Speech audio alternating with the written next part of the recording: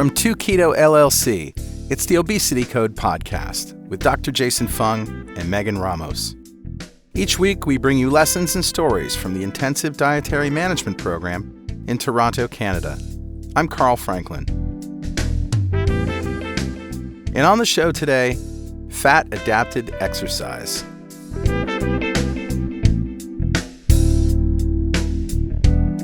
The Obesity Code podcast is brought to you by 2Keto LLC, who strives to support the low-carb community with podcasts and other publications. And you can support our mission by making a monthly pledge, no matter how small, at patreon.2keto.com. Today's show centers around IDM patient Emily Wade, who found that while exercise didn't help her lose weight, the diet that did help her lose weight improved her exercise performance and endurance significantly. Emily is 39 years old, and for the last 12 years, she's been on what she calls a health journey. In 2008, I became pregnant with one of my first children, and I ended up gaining a significant amount of weight during that pregnancy, and I'm not exactly sure why. At her peak during the pregnancy, just before she went into labor, she was over 200 pounds. I ended up going into preterm labor at 24 weeks, and I was over 200 pounds at that point, even though I was not very far along in my pregnancy. The baby was born too early, and after a very, very stressful time of trying to keep him alive in the NICU and just eating anything we possibly could to survive that time in our lives, I wasn't really focused on myself during that time of trying to keep myself pregnant and trying to keep the baby alive. For example, when I was in the hospital, trying to not go into labor, all I wanted to do was make the baby gain weight. So I was telling my friends that were coming up to the hospital to bring me, fast food, bring me milkshakes, bring me whatever you can, because hopefully this baby will also gain weight. Unfortunately, the baby did not survive. So the grief and the stress that Emily was feeling from losing her baby really took its toll on her metabolism.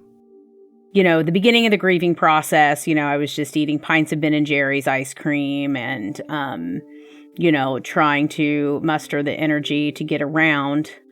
And I had to go to a choir concert not very long after I lost him, probably 2 months or so. And a little bit later, I saw a photograph of myself, and I had no idea I had gotten that large.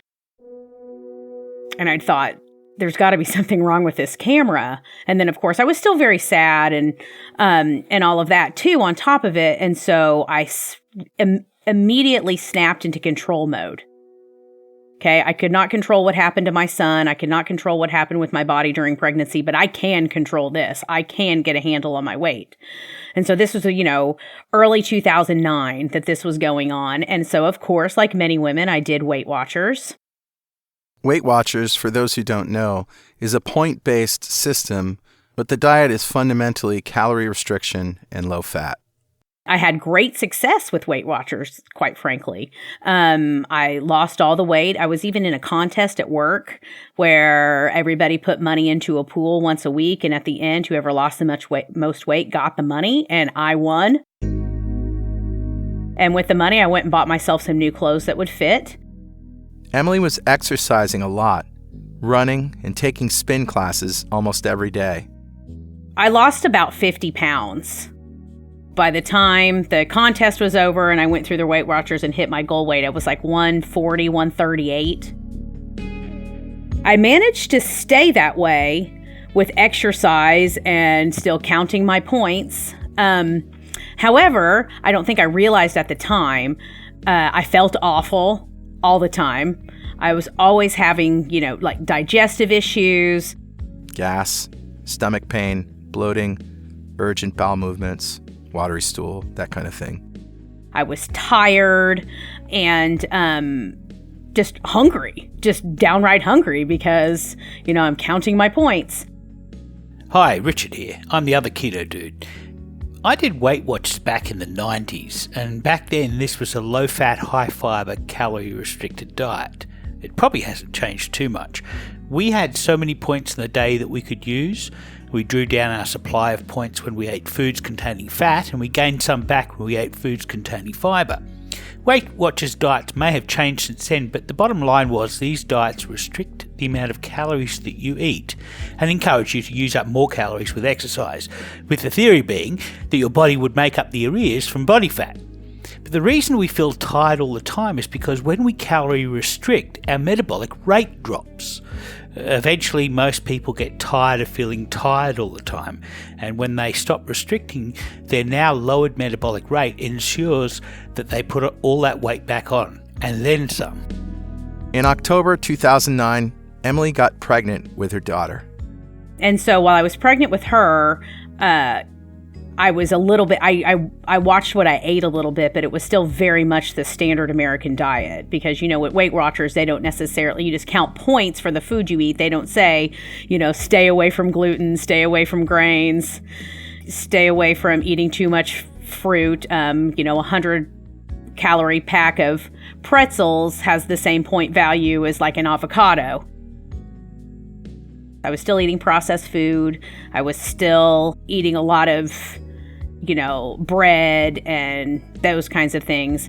Emily was put on bed rest and wasn't able to exercise. And then, gestational diabetes.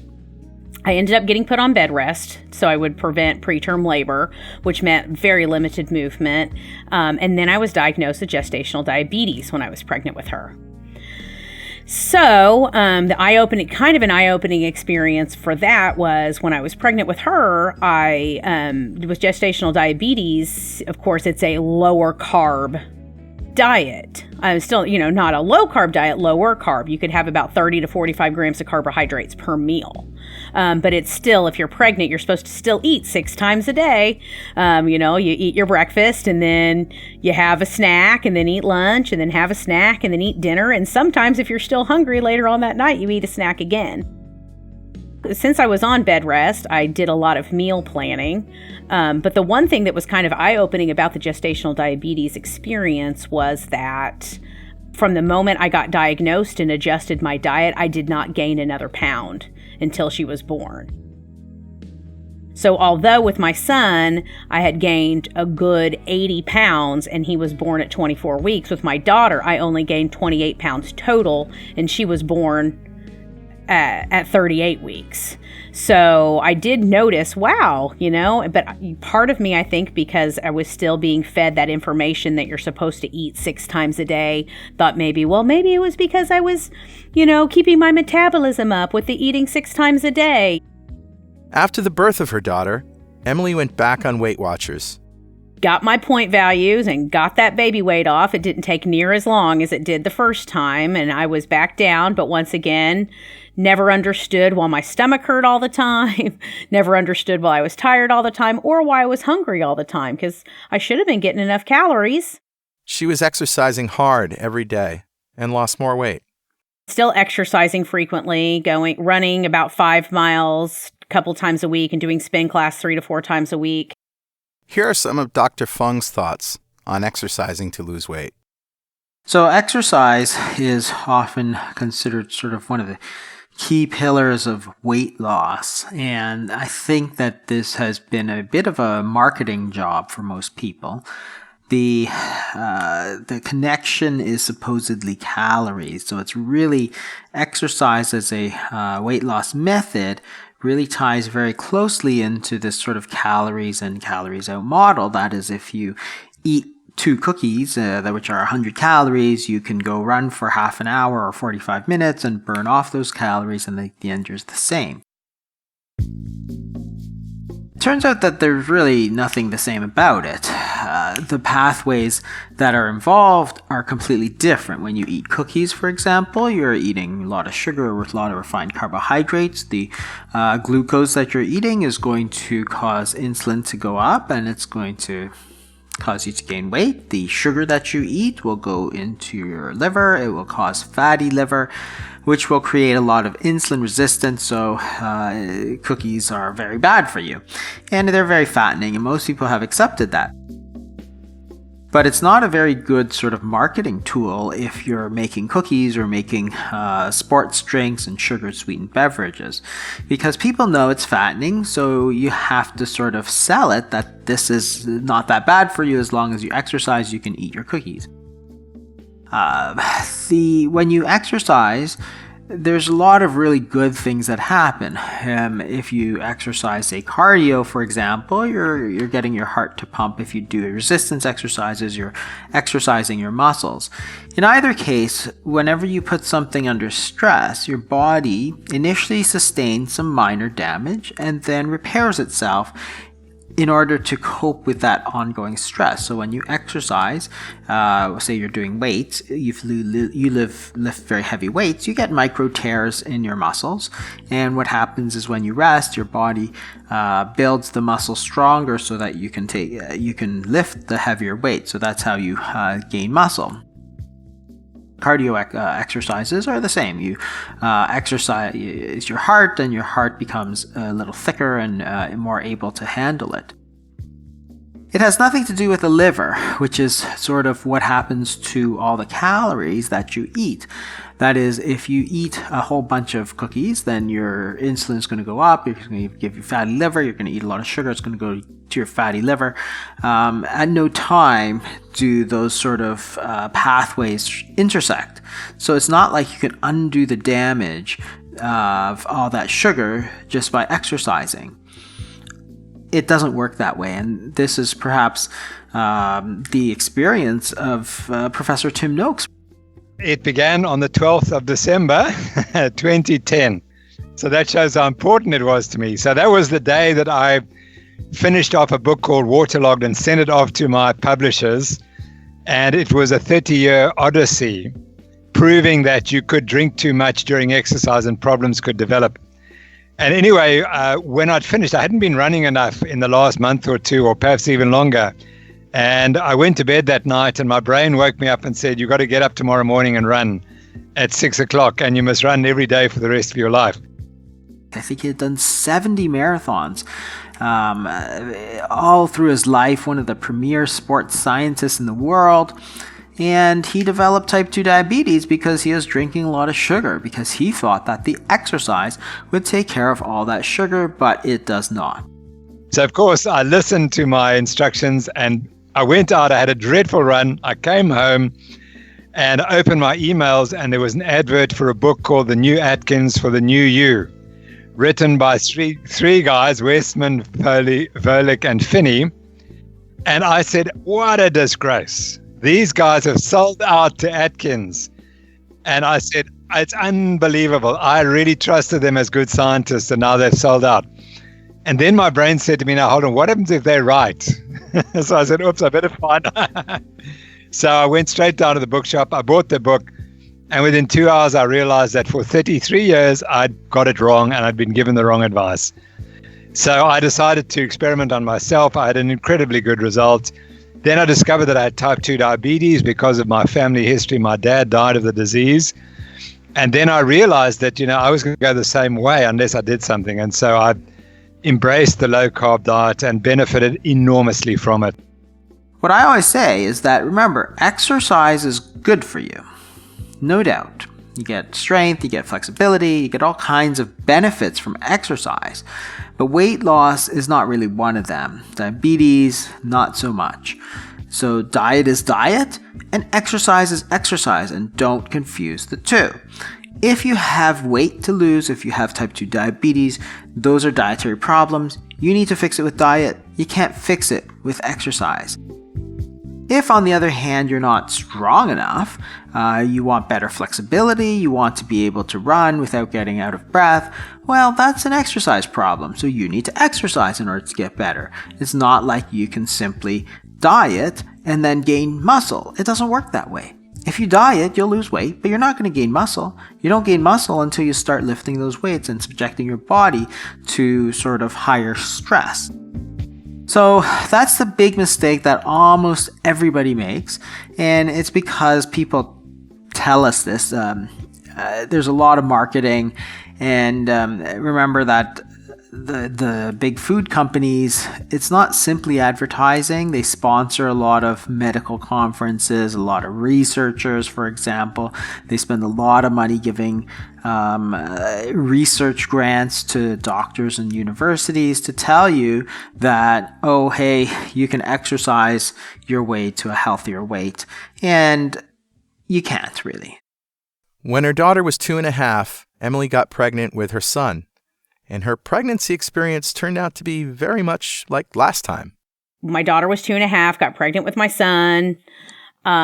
Same story, bed rest with him. I didn't get diagnosed with gestational diabetes with him for some reason, although he was much larger than she was. And I did end up gaining about 45 pounds with him. But I still did the standard American diet with him. And just like last time, after he was born, she went right back to Weight Watchers. Went back to Weight Watchers after he was born.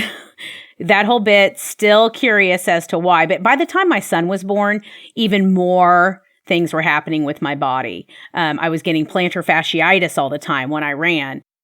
Plantar fasciitis is an inflammation of the heel. I had really bad acne, which is something I never even had as a teenager. Of course, my stomach problems had gotten just so bad that I thought it was coffee, and I almost gave up coffee, and I was trying all these different things, and I thought I had really bad candida, so I did, all these candida cleanses. Nothing really worked, but I still was following that whole, old information of you needing to snack, needing to follow the old food pyramid, so I was still, eating pasta and bread and beans and all of that, but just still couldn't figure it out. Pasta, beans and bread are all foods high in starch. That starch we start turning into glucose as soon as it hits the saliva in our mouths. That raises insulin, which locks fat inside our fat cells. So if we then calorie restrict, we end up using other sources of energy, like lean tissue. And that should cause body fat as a percentage of total body weight to rise.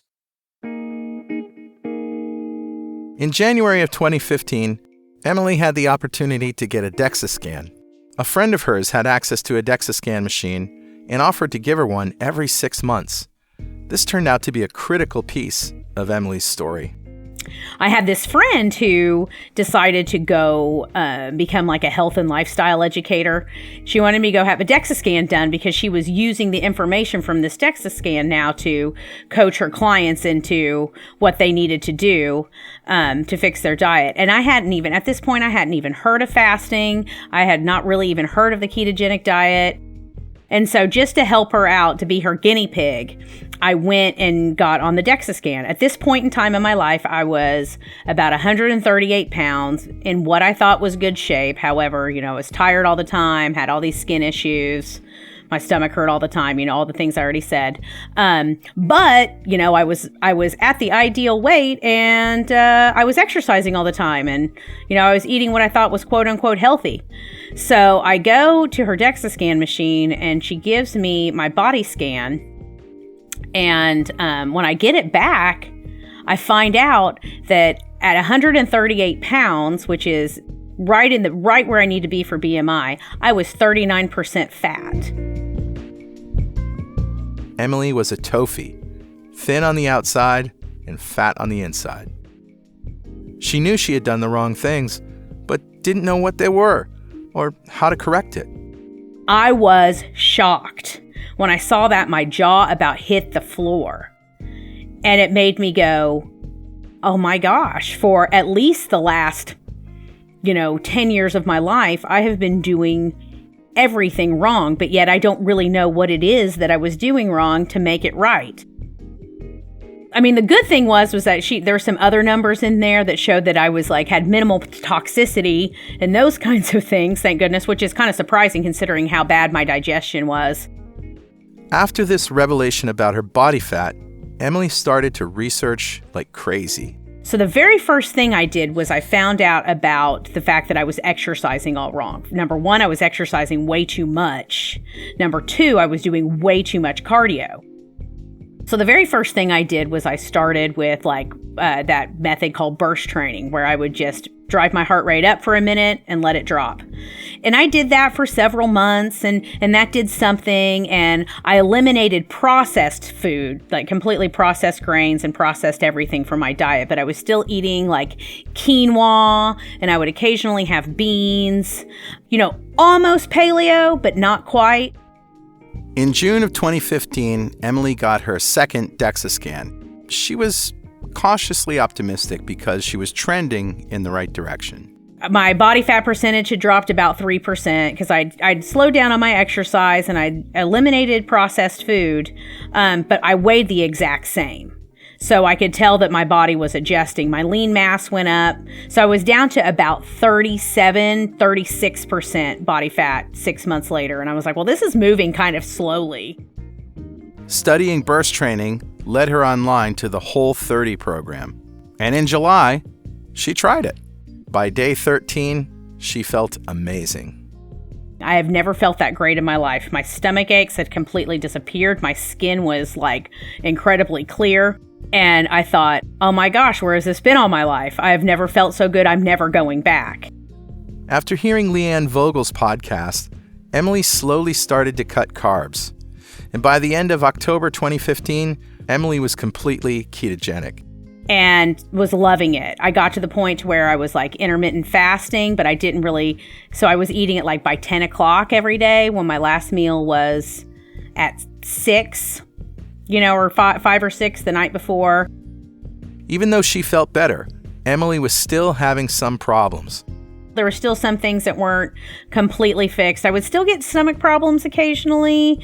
Not as bad, but just occasionally. There were certain things, for example, if I tripped up and had a biscuit or something like that, the next day it was the end of the world.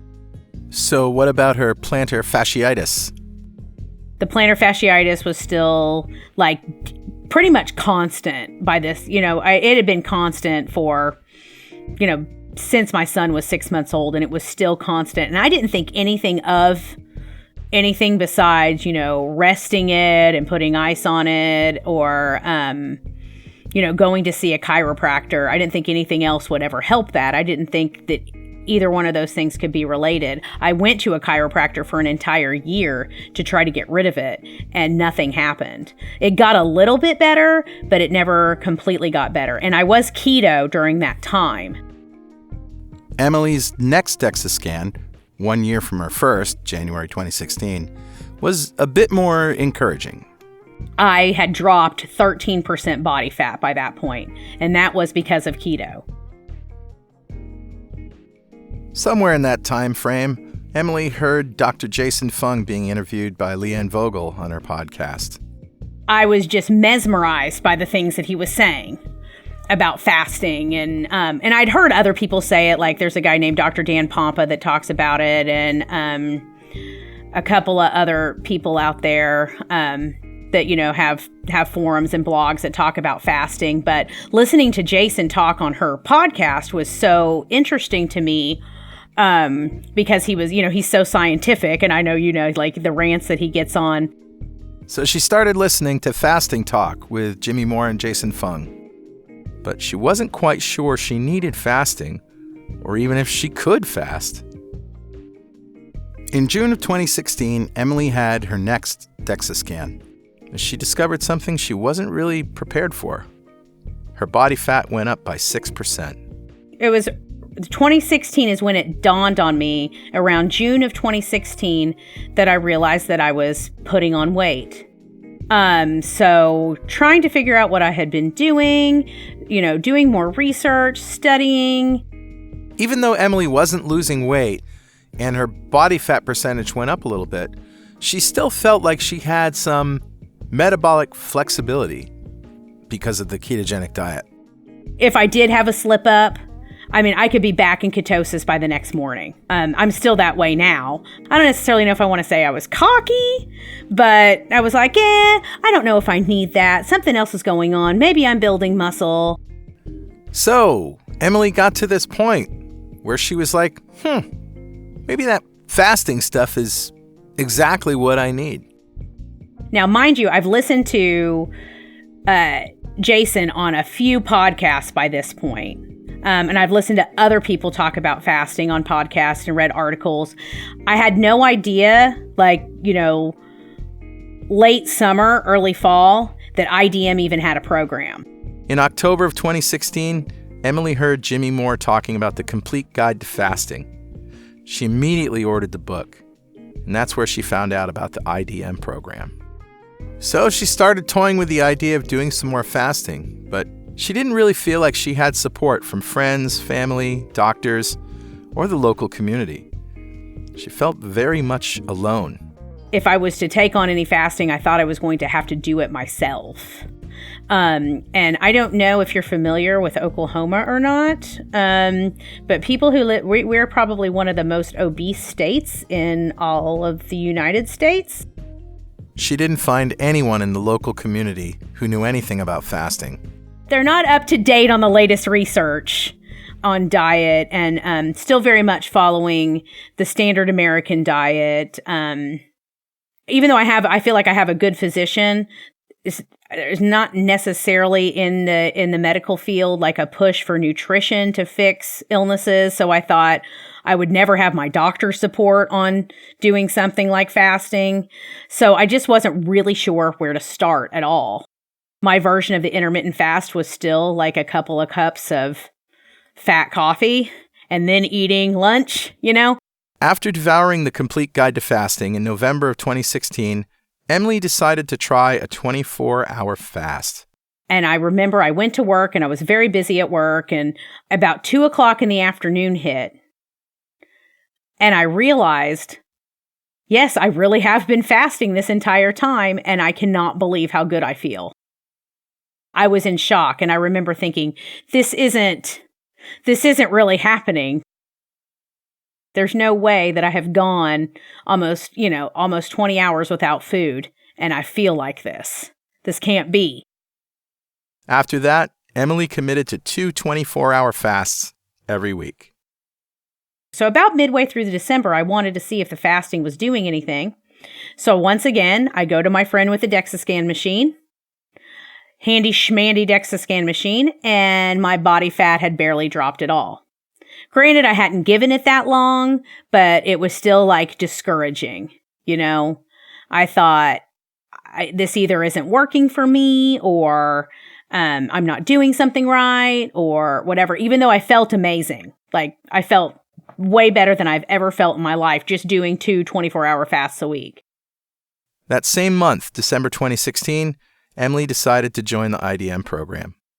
I was like, that's it. I'm going to call IDM. We have some extra money. I'm going to just pull the trigger and I'm going to do this. Or so I, did the website request, and then Megan and I did a couple of email exchanges, and then she set up a phone call with me. She met with Megan Ramos, which turned out to be a very motivating phone call. We spoke, and she told me her whole story, and I was floored by the things that she had experienced and how much fasting had changed her life.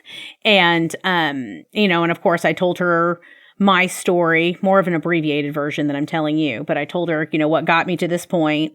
And we kind of toyed with what I could have been doing over the last 6 months with my keto diet to get me to this point. When Emily first started with the IDM program, she was pretty much already following a ketogenic diet. And that's Megan Ramos, director of the IDM program. Because Emily was already quite keto adapted, before she started IDM, fasting was pretty easy for her. She was able to do 5-day fasts very effortlessly. It worked well for her too because of her kids. She's got 2 young kids. They keep her really busy. She has an extremely active life.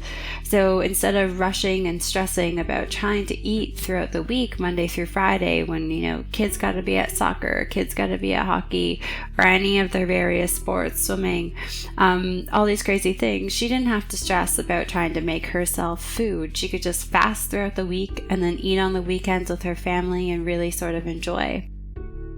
Megan thought the stress may have been a major reason for her stall and perhaps too many fat coffees.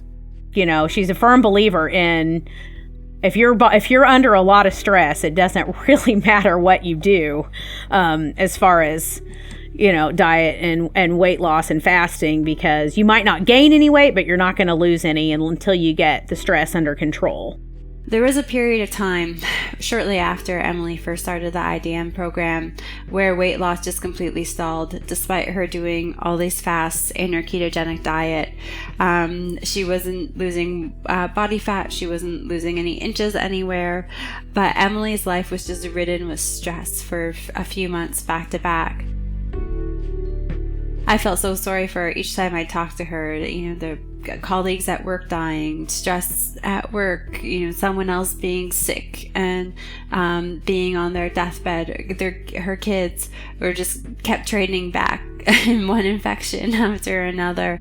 One of the things we discussed on one of my very first meetings was, it was good that I was doing 2 24-hour fasts a week, but to up it, she wanted me to at least be doing 72 hours a week. So I started off doing 3 24-hour fasts, but a week, and not eating breakfast any day except for maybe Sunday, and that usually turned into brunch. And she was really good about talking about how fasting would fit, make fasting fit your social life. Don't make it be this thing that makes you feel like you're always missing out. So I took all that advice to heart, and I figured out ways to make fasting work for me. So at first I found it much easier to just fast during the day while I was working and eat with my family at night. And I did that for quite a while. After a month or two, Megan suggested she do an overnight 72-hour fast. I remember after about I was probably a month or two being in the IDM program. I can't remember exactly, but I remember when she was like, "Okay, Emily, I'm ready for you to try to go overnight." And I was like, "Oh gosh," I was like, "I don't know if I could do this. I don't know if I could go overnight," even though I was successful at 24 hours. And so I go overnight, and the very first time I tried overnight, I had trouble sleeping, I will say, but that was it. It only happened to me one time. And after that, going overnight was no problem. And then the next thing you know, I was doing 48-hour fasts. And then I was going into 4 or 5 days. 5 days is still the longest I've ever gone. But I've done 4 to 5 day fast multiple times. So a fasting regimen like that, where you do fast Monday through Friday, is pretty aggressive, and it definitely doesn't work well for everyone. But for Emily's lifestyle, it alleviated a lot of pressure on her, pressure to eat right, pressure to make that time to cook so she can eat right and stay on track with her life. Emily is a teacher, and in the summertime, she has about 6 or 8 weeks off with her kids. And then during that period of time, in her holiday time, she had a lot more availability to focus on food preparation and eating well. So throughout the school year, Emily did a lot of these 5-day fasts because they fit into her lifestyle. And during the summertime, when she was home, she focused a lot on good, clean eating and working on her time-restricted eating windows. So she had a nice balance. There was one day she remembers fondly when Emily told Megan, I said, "One of the things I've figured out is that it's so exciting to not have to plan meals." And she was like, "You've arrived, Emily, you've arrived. You've been able to completely flip this and see what it's about." And Yeah, and still to this day, I love my fasting days because I do not have to think about what I'm going to eat. And now we arrive at the central theme of today's podcast. Emily found that exercising while fasted was really awesome. She encouraged me to try to go exercise after a 48-hour fast and take advantage of that growth hormone. And I remember how scary that was at first. One of the things that Emily stopped when she first started fasting was exercise. And to her, that was very therapeutic. So I encouraged her. I said, you got to go back. You got to start working out again. It will help you cope with the stress, which it did. So Emily got back in the gym. She was working out whenever she could find time with her kids and with work. And that had a huge impact on her controlling the stress in her life. So the weight ball started rolling again. The very first time I did it was probably one of the best workouts I've ever had. Like, ever. Now, she was really leery about exercise and fasting, and a lot of people are, but there's really nothing to be concerned about when exercising in a fasted state. As long as you're fasting with medical supervision, you're making sure that you're well hydrated, you have a doctor or a healthcare team monitoring your hydration levels, so all your electrolytes and your kidney function. So Emily had a good doctor. She had us helping her. Her doctor was excited that she was working with us. And so then I started to do all of my workouts fasted. All of them. I was going to the gym and I was lifting like heavier weights than I had ever lifted. Fasted. High intensity workouts. Fasted. Spin classes, fasted. When people think, oh, where the old school thought was, you need so many carbs to make it through something like that. Proper hydration is critical when doing any kind of exercise fasted. So Megan came up with a plan for Emily to stay hydrated. About 90 minutes before she'd work out, she'd hydrate with some salt water or some bone broth. And then that way, her body, her muscles, they were able to absorb that hydration and those electrolytes before she started her workout. Here's IDM counselor Brenda Zorn telling her own story of how she took her weight training to the next level by fasting. Oh my gosh. Well, yeah, I kind of have a bit of a history with lifting. I was interested in it before I even discovered keto. And it's interesting to note just how much I was able to lift before I got well. Because when I started keto and then went to lift at the gym, I immediately was able to double the amount of weight that I had been lifting. So I got really interested in weightlifting because all of a sudden I could lift quite a bit on keto.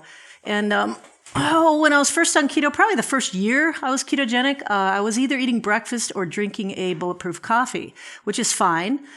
But when I happened to stop that because I just wasn't hungry in the morning anymore, I noticed I could lift even better. And then I was about 14 hours fasted. Matter of fact, it was almost like rocket fuel kicked in. It was crazy how much I could lift and how good I felt and that I never felt tired.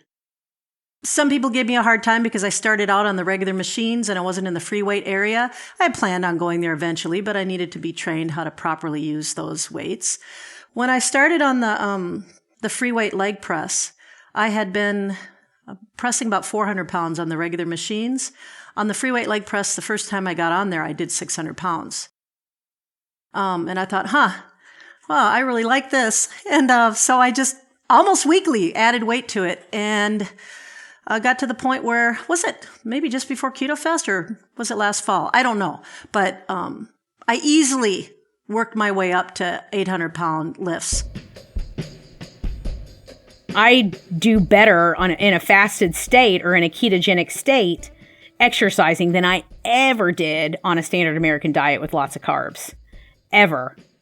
So, and I just don't think I ever would have done that if I didn't have Megan to push me. I don't think that I would have realized what my body was actually capable of. Here's Dr. Fung on the science behind why training in the fasted state really works. One of the things that people always think is that they need to eat before they exercise, or they can't exercise unless they eat. And there's two parts to this. One is training in the fasted state, and the second one is sort of training while eating very low carb.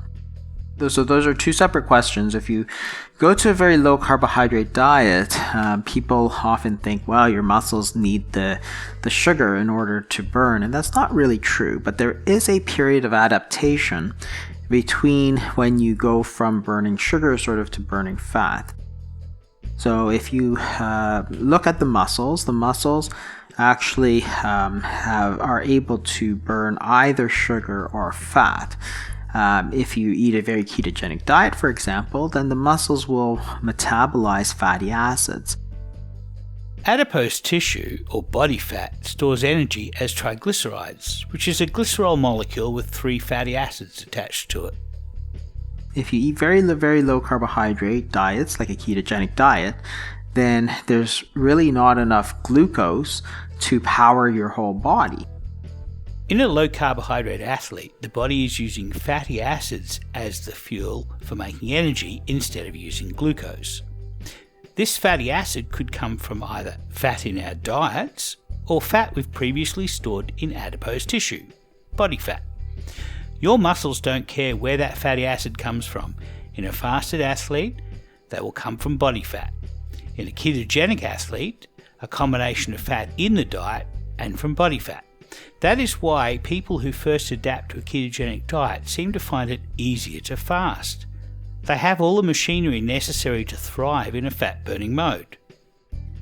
So the triglycerides gets broken into 3 fatty acids, and most of the body will actually directly use these fatty acids. So your muscles can use it.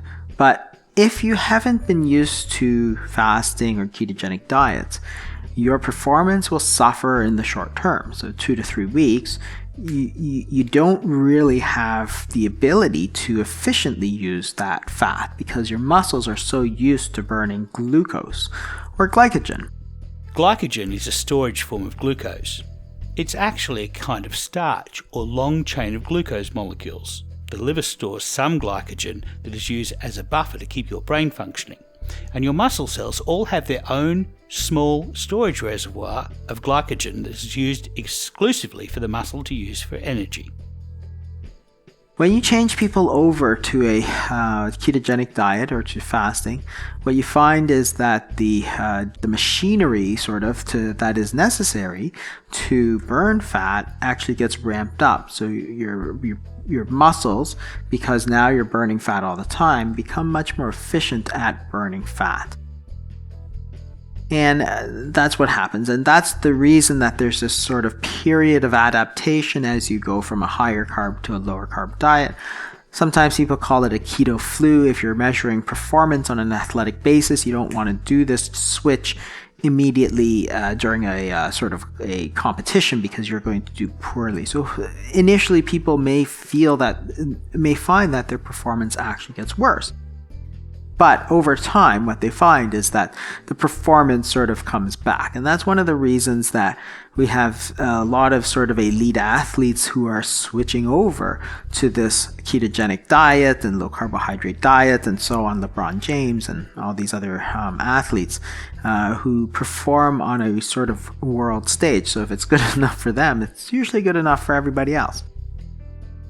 Just to switch over to a ketogenic diet is the real important thing. Now, fasting is much the same thing, but it sort of amps it up again because, one, you are trying to get into this fat burning stage.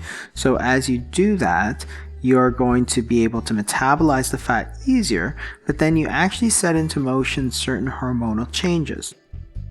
So during fasting, insulin goes down, and other hormones, which are called the counter-regulatory hormones, go up. The goal of these counter-regulatory hormones is to sort of bring energy to your system because glucose is going down from the food, so you need to push it back out from your body stores out into the blood. And this is sort of basic physiology, and it's well known and well described for many, many years. So there's several components to the counter-regulatory surge.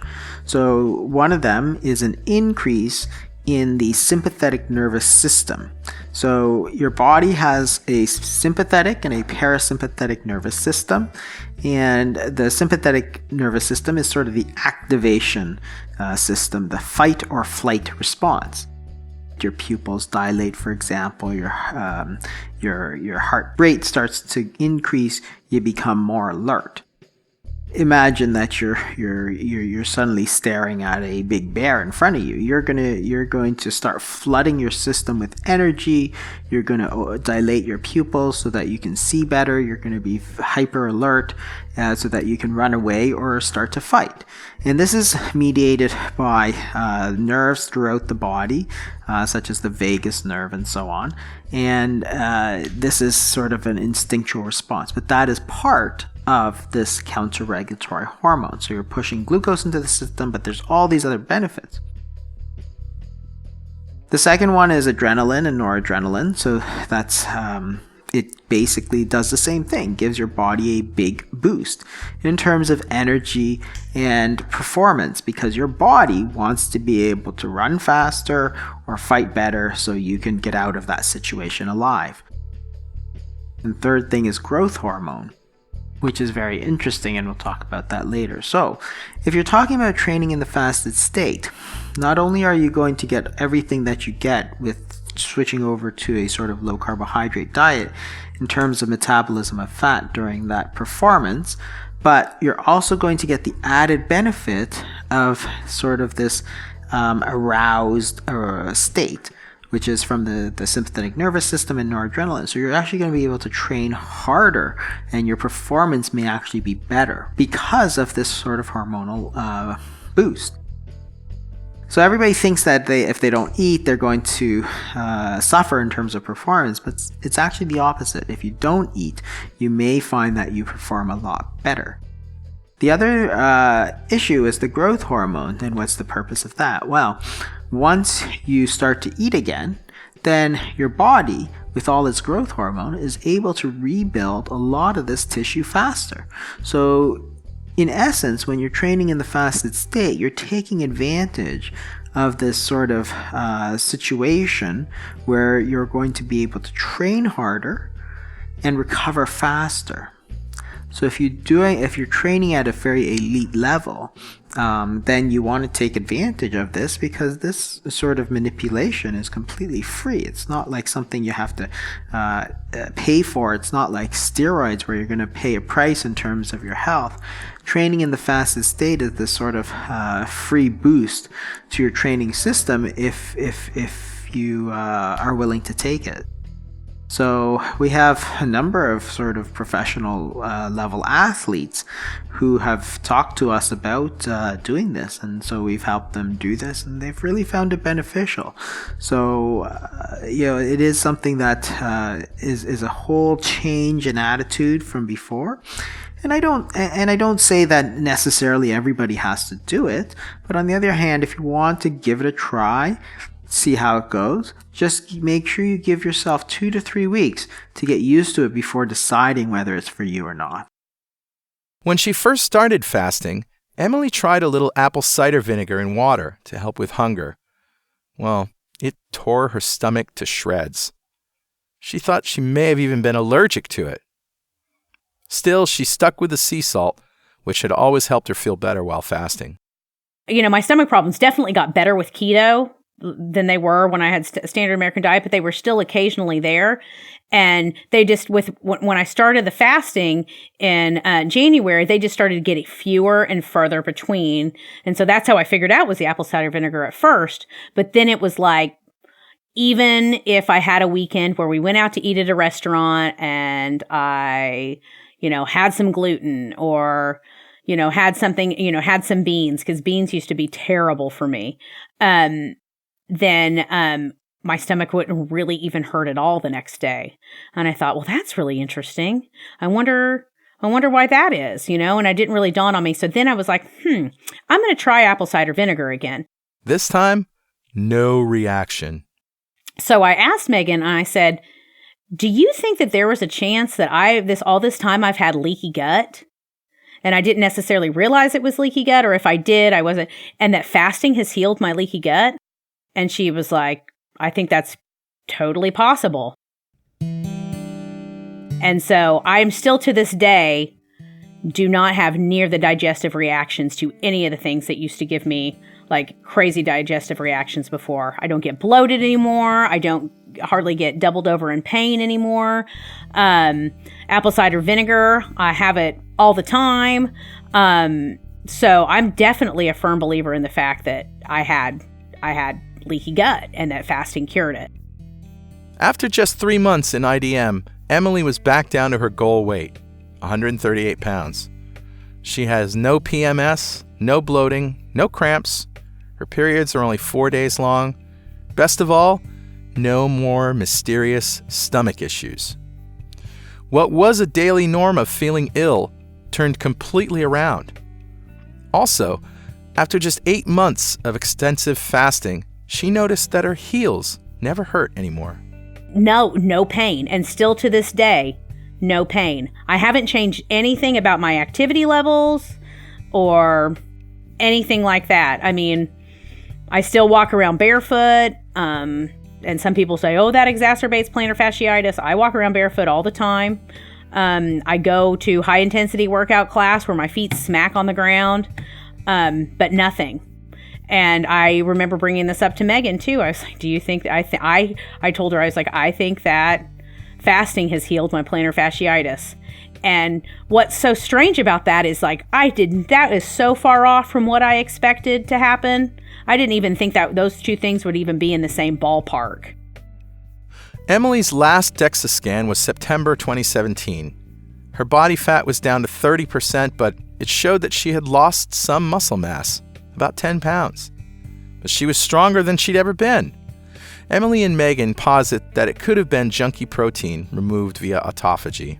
Yeah, I had never been that strong. I was lifting more weight than I ever had. Going and lifting like super heavy weights during a 48-hour or a 72-hour fast, like feeling incredible. I could see definition in my body, which is something I've never been able to see before. Like definition in my abdomen and in my arms.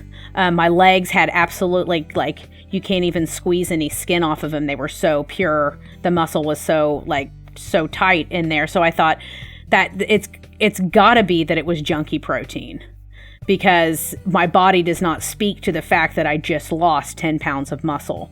Exercise before keto and fasting was painful. Okay, well, it was always like I dreaded exercise, but I thought it was something I just had to do. It was part of that control thing, especially after losing my baby. But it was like afterwards, I was zapped. And now, I don't know how to explain it, but about 5-10 minutes into my workout, I get keto mouth.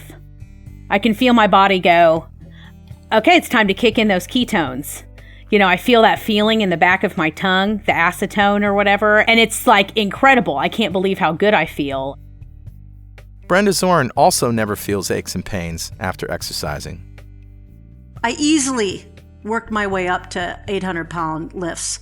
And I'm not talking about one lift. I'm not talking about towing it. I mean like a progression, 600 pounds 5 times, 700 pounds 5 times, 780, whatever, all the way up to 800. And it was doable. It wasn't like I thought, oh my gosh, am I going to be able to finish this? And I can't remember the last time I hurt after lifting. I don't have muscle soreness. I don't have muscle pain. And there's science behind that. One of the byproducts of cellular anaerobic metabolism is lactate. You've probably heard of muscle fatigue being caused by a buildup of lactic acid. Well, that's caused by that lactate. This is actually a very important molecule to those of us who are ketogenic, because that lactate leaves our cells where it was created in the process of turning fuel into energy and makes its way to our livers, where it becomes a source for gluconeogenesis. And that's how we make glucose when we don't eat sugar or starch. Our livers make glucose from that lactate. The cellular machinery on the outer membrane of our cells that transports that lactate out and into our circulation is called a monocarboxylate transport, or MCT. It turns out that also transports ketones. One of the steps of keto adaptation is to build more of those transporters onto our cells, because we will need to transport more ketones. Well, that also means that they will clear lactic acid faster. It seems that the transporter also works fastest when it's exchanging one carboxylate inside the cell, such as lactate, for one outside the cell, such as a ketone. So the more ketones you have in circulation, the faster your cells can clear lactic acid. So, Emily, what's the hardest part about switching from burning glucose to burning fat for energy? One of the things that it's real hard for me, and you can probably relate, is when, people that you love and people that this is still not as widely known as this, as other, as the standard American diet. But when you sit around and you hear how horrible people feel, right? You sit there and they complain about how, I've got high blood pressure, I'm so tired, and all these ailments, chronic headaches, migraines. I don't know how many people I know that have migraines. And I find myself biting my tongue all the time because I'm not really sure how to convey to them that that was me once. That was me. And I just decided that I was sick and tired of it. Thanks, Emily. You rocked it. Starting in February 2018, Emily is training to be a weightlifting instructor. And that's the story of Emily Wade. You've been listening to the Obesity Code podcast, lessons and stories from the Intensive Dietary Management Program. The Obesity Code podcast is brought to you by 2Keto LLC, who strives to support the low-carb community with podcasts and other publications. And you can support our mission by making a monthly pledge, no matter how small, at patreon.2keto.com. I'm Carl Franklin. We'll see you next time.